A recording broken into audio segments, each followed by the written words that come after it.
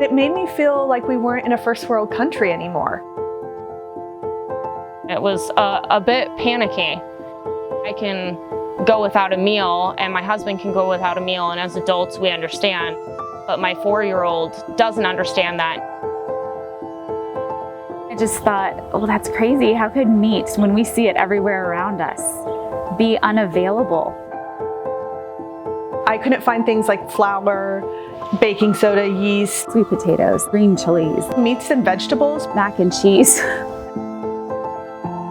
It was watching everything disappear off the shelves.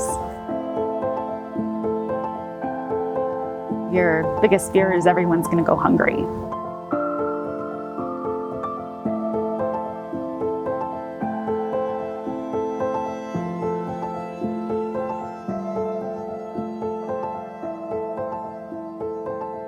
You know, COVID has highlighted issues that have been there.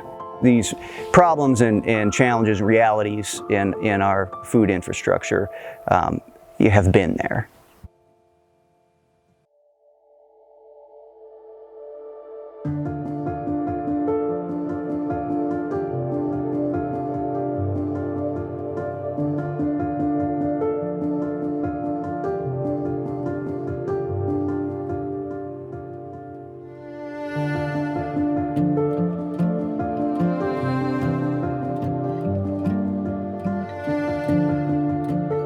I was very surprised at the things that weren't in the grocery store. I noticed that there was a lack of a lot of different options and varieties.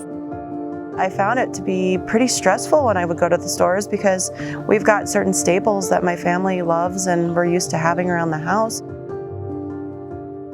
I would have to go to about 6 different stores, if not more, to find one ingredient. Something as simple as mac and cheese wasn't there because it is shelf stable. Everybody's thinking the same thing. We'll admit, just like any other grocery store, we had a lot of blank space on our shelves. It took longer for us to get the usual things, and we still haven't gotten some of them. We had real challenges getting meat into our food bank. And a lot of that is because even though the meat is cultivated here, they have to ship it out of state for processing. We've really discovered a pretty serious bottleneck at the processor level.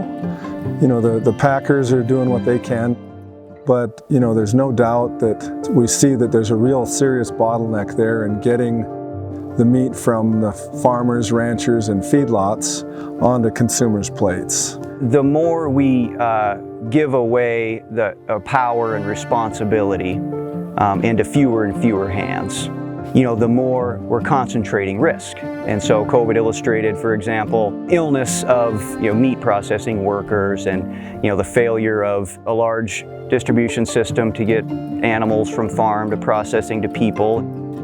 Any disruption is going to have a ripple effect all the way down that food chain. Since a product passes through so many hands, there's that many points on the food chain where something could completely fall apart.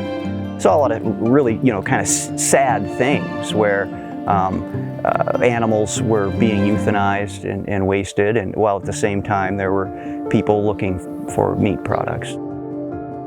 Hearing of people who have to dispose of their crops or of their livestock is absolutely heartbreaking as a farmer, because you pour your heart into making these crops and it's your livelihood. It's a hardship not only from a financial aspect, but from a mental and personal aspect.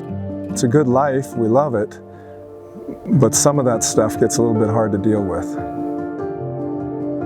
If you're too concentrated in supply of any given product that you need and something happens like a pandemic or anything that disrupts that, then you have to look for alternatives. COVID helped illustrate, well, you put all your eggs in one basket. If there's failure, it might be a widespread failure and it's going to affect a lot of people. It puts us in a position of vulnerability. A community that cannot feed its people is at the mercy of whoever can.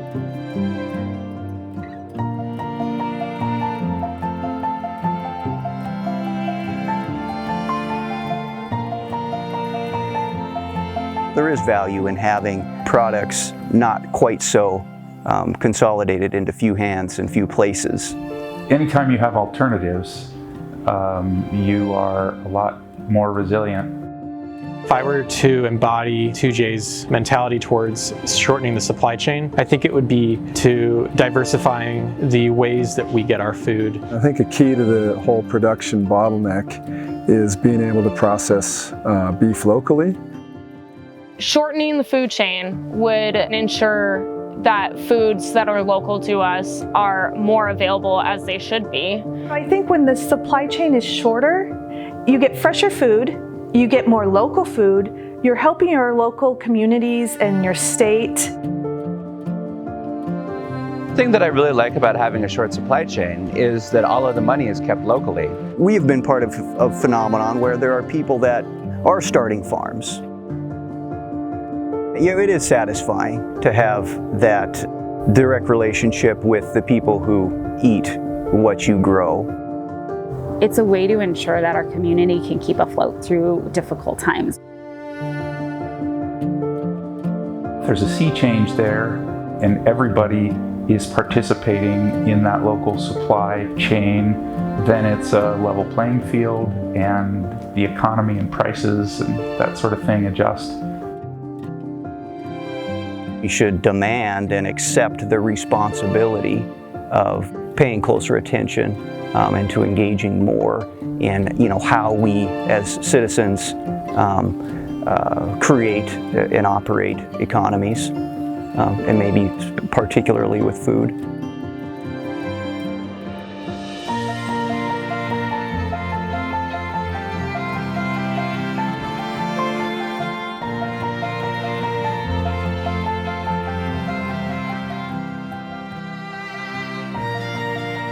Food security matters for us. Food security matters for our future. Food security matters for Montana. Support local farmers, ranchers, and food processors. Contact your legislator and tell them food security matters. Tell others. Tell others.